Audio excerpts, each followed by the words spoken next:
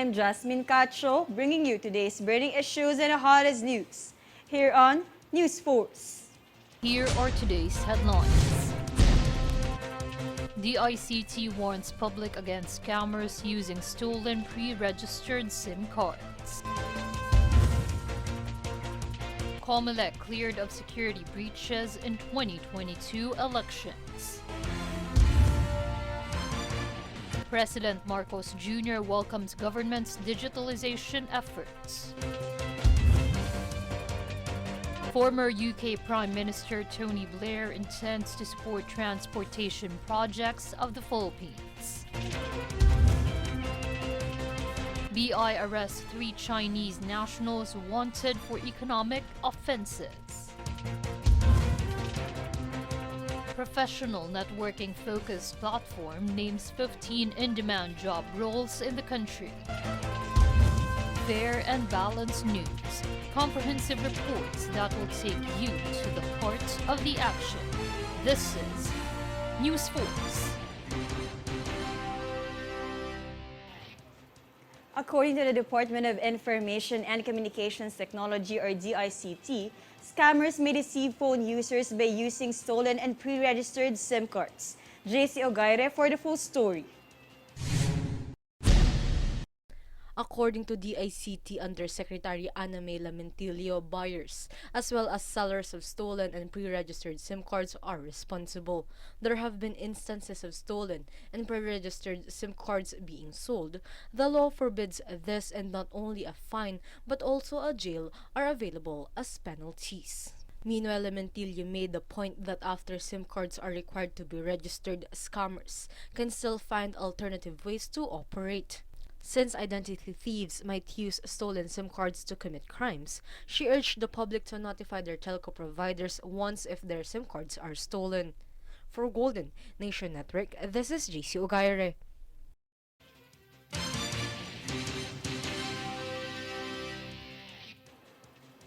Additionally, the Department of Information and Communications Technology, or DICT, requested the Department of Justice to set up a one-stop shop in remote areas to increase SIM card registration and secure National Bureau of Investigation, or NBI, clearances of the public.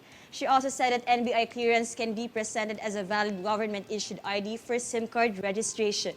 Furthermore, it was announced that DICT and other government agencies involved are working on guidelines to finalize registration in geographically isolated and underserved areas.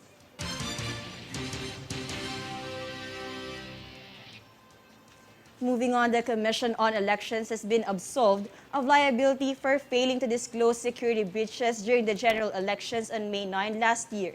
Here's Max Legazpi for the full report.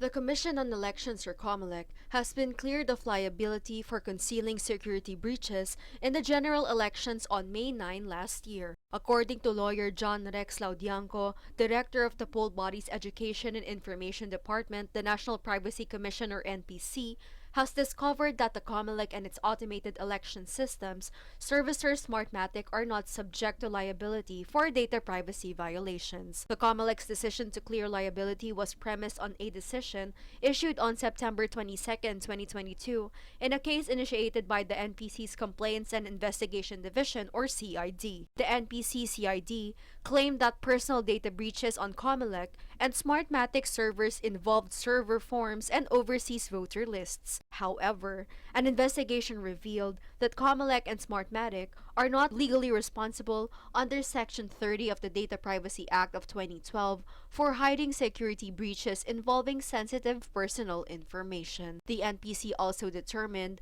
that there was no breach in Smartmatic servers regarding the overseas voters list. The NPC-CID was unable to provide substantial evidence linking the alleged breach in Smartmatic servers to COMELEC servers or system. For Golden Nation Network, this is Max Legazpi.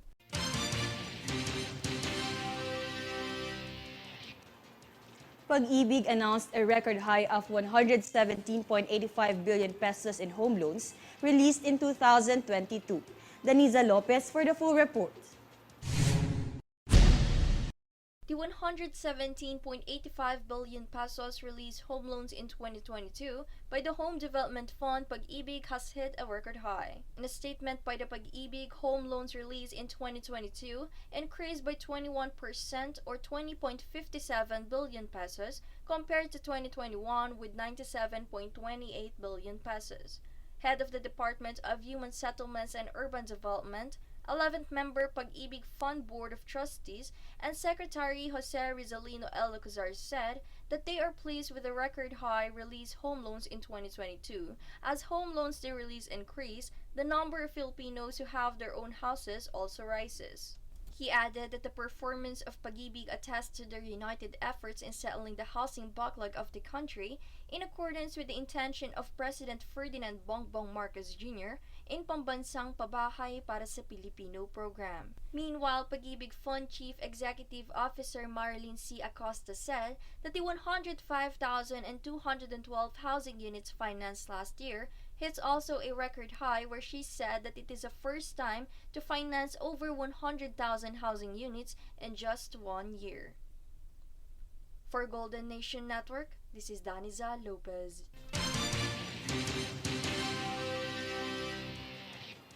Meantime, according to the Philippine Institute of Volcanology and Seismology, or PHIVOLCS, a magnitude 7.3 earthquake jolted Sarangani, Davao Occidental at 2:06 p.m. of Wednesday. It had a depth of 64 kilometers and was tectonic in origin. The earthquake was felt with the following intensities. Intensity 2 for Don Marcelino, Davao Occidental, Nabunturan, Davao de Oro, Glan and Kiamba, Sarangani, General Santos City, Tupi, Santo Niño, Coronadal City, and Tiboli, South Cotabato, and Intensity 1 for Gitabawan City, Cotabato, Maitum and Maasim, Sarangani, Tantangan, Lake Cebu, Tampakan, Soralla, and Norala, South Cotabato, and Zamboanga City, Zamboanga del Sur. PHIVOLCS also warned the public that damage and aftershocks are expected.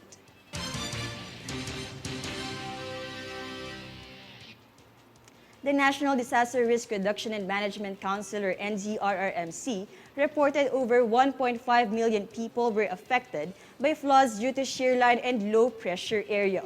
Based on the agency's report, over 380,000 families were affected and 1,292 houses were damaged. Recently, NDRRMC records 30 deaths, while there are still 5 missing and 13 injured.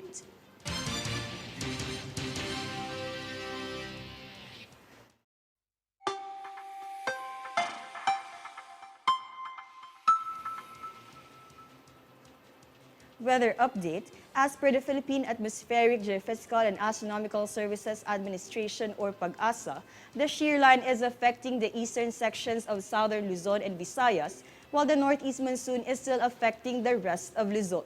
With this, cloudy skies with scattered rain showers and thunderstorms will be seen in Bicol region, Quezon, Marinduque, Romblon, Aklan, Capiz, and northern Samar, while Cagayan Valley, Apayao, Kalinga, Mountain Province, Ifugao, Aurora, Laguna, and Oriental Mindoro will experience cloudy skies with rains. Meantime, partly cloudy to cloudy skies with light rains is expected over Metro Manila and the rest of Luzon, and partly cloudy to cloudy skies with isolated rain showers or thunderstorms is possible for the rest of the country.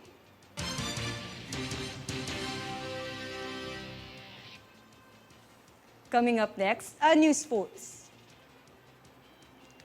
Lawmakers push for the revival of salt industry and showcase of Philippine artisanal salt.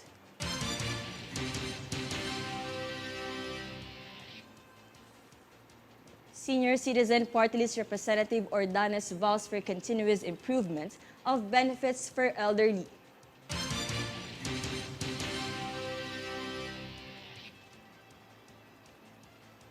President Marcos Jr. welcomes government's digitalization efforts.